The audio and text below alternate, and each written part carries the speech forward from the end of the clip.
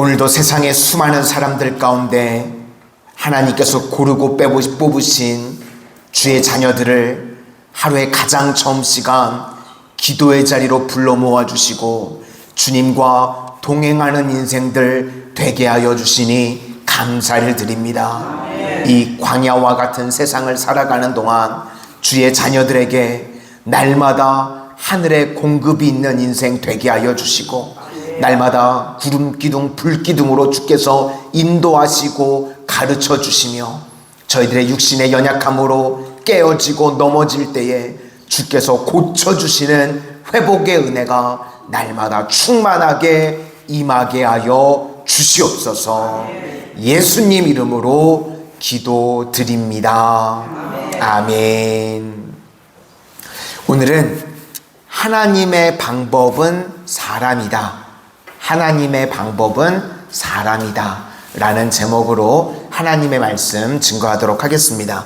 오늘 메시지는 광야에서 하나님께서 군대를 조직하게 하신 이유가 무엇인가 하는 것입니다. 우리 3절을 한번 다 같이 보시도록 하겠습니다. 시작. 이스라엘 중 20세 이상으로 싸움에 나갈 만한 모든 자를 너와 아론은 그 진영별로 계수하되. 그러니까 싸움에 나갈 만한 모든 자의 수를 세라고 하나님께서 말씀하셨습니다. 오늘 읽었던 내용을 다 요약하면 4절부터 6절까지는 이 지파별로 우두머리를 뽑으라는 것이고 7절부터 45절까지가 지파별로 20세 이상을 계수하는 겁니다. 그래서 다 합쳐봤더니 몇 명이었는가? 46절. 우리 다 같이 함께 읽겠습니다. 46절입니다. 시작. 계수된 자의 총계는 60만 3,550명이었더라. 그래서 우리 성도님들 그냥 전화번호 외우듯이 외우시면 됩니다. 60350. 네, 제가 아는 목사님 중엔 집 열쇠 비밀번호를 이걸로 하시는 분도 계세요. 들어갈 때 이거 누르고 들어가시면 됩니다. 60350. 네, 이게 이스라엘의 이 싸움에 나갈 만한 숫자를 다 합쳐놓은 것이었습니다. 그러면 왜 하나님께서 이스라엘의 군대를 조직하라고 하셨는가 하는 것입니다. 우리가 믿는 하나님은요, 전능하신 하나님이시죠. 우리에게 공급하시고 우리를 가르치시고 고쳐주시는 하나님이십니다. 그러면 하나님이 얼마든지 직접 싸우시고 길도 만드시고 그러면 될 것 같습니다. 그런데 왜 굳이 군대를 조직하라고 하시는가? 왜 그런가? 그 과정이 필요하기 때문에 그렇다는 것입니다. 원래 이스라엘 백성들이요, 노예였습니다.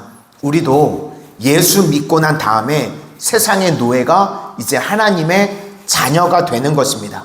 신분이 바뀌는 것은요, 순식간에 믿음과 동시에 이루어집니다. 그런데 수준이 바뀌는 것은요, 시간이 필요합니다. 그래서 성장과 훈련이 반드시 필요하다는 것입니다. 이제는 노예가 아니라 하나님의 정예병으로 만드신다는 겁니다. 그래서 성장과 과정을 통해서 하나님의 군대로 훈련을 받는다는 것입니다. 그리고 또 하나는 하나님이 얼마든지 혼자 싸우셔도 이기실 수 있습니다.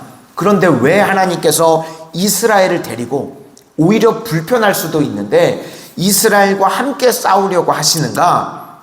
우리가요, 무슨 일을 할 때도 보면 능숙한 사람이요, 혼자서 일하는 게 더 빠르고 더 쉬울 때가 있습니다. 오히려 알지 못하는 사람이 옆에서 얼쩡거리면요, 사고나 치고, 주로 제가 그렇습니다. 무슨 일 옆에서 이렇게 도와준다고 그러면 사고나 치고 불편합니다.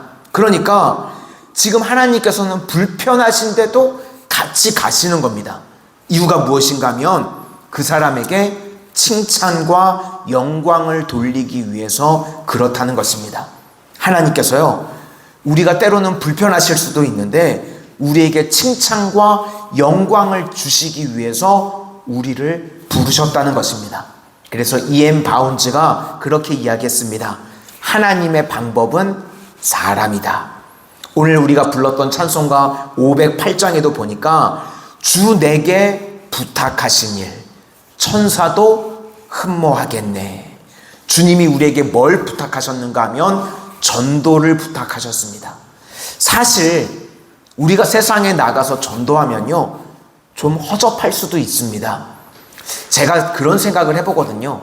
우리가 맨날 화요일 날마다 전도하는데 하나님이 좀 능률적으로 효율적으로 하실 거면 천사를 보내서 하시면 더 확실하고 더 빠를 것 같습니다.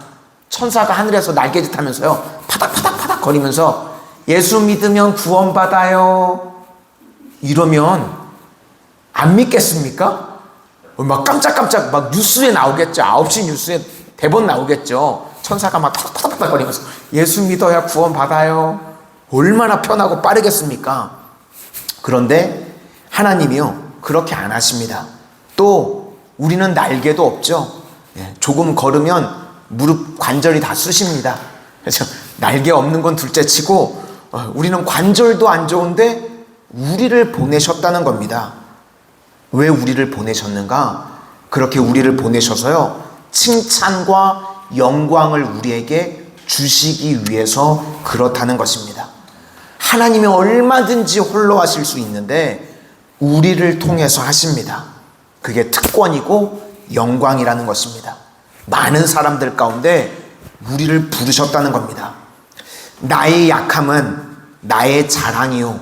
이 찬양 가사 중에 언젠가 주일날 한번 제가 소개를 드렸던 것 같은데, 가사 중에 나는 기대가 없는 어린 나귀 같으나, 예수님께서 예루살렘에 입성하실 때 어린 나귀를 일부러 타시고 입성을 하십니다.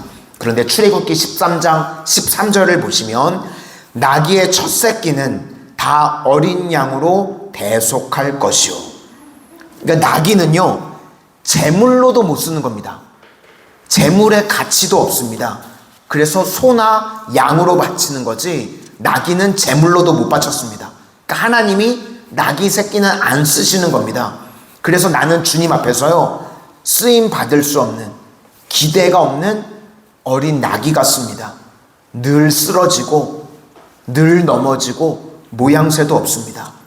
우리도요, 어떤 분 칭찬할 때 명마 같으세요, 천리마 같습니다, 이게 칭찬이지 당신은 나귀 같아요, 당나귀 같아요, 이거 칭찬인가요?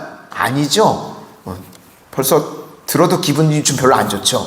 그러니까 실은 우리가 다 나귀 같은 존재인데, 그런데 나를 사용하신다는 겁니다. 하나님께서.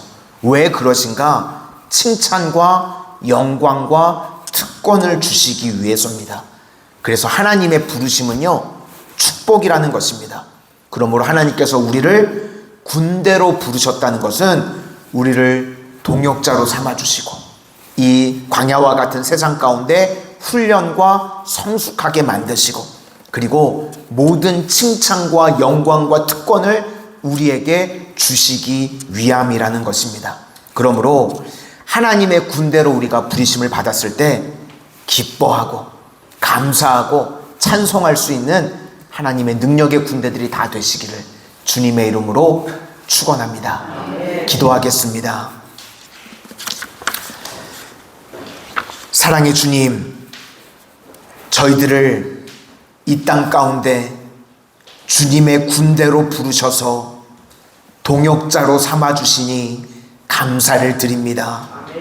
저희들은 실은 어린 나귀와 같아 기대가 없는데 주님께서 저희들을 불러주셔서 주님 안에서 훈련받고 성숙하게 하시고 이제는 하나님께서 받으셔야 될 모든 영광과 칭찬을 저희들에게 부어주시니 감사를 드립니다. 하나님의 자녀로 군대로 부르신 것이 이것이 영광이고 특권임을 잊지 않고 살아가는 하나님의 능력의 종들 다 되게 하여 주시옵소서. 예수님 이름으로 기도드립니다. 아멘.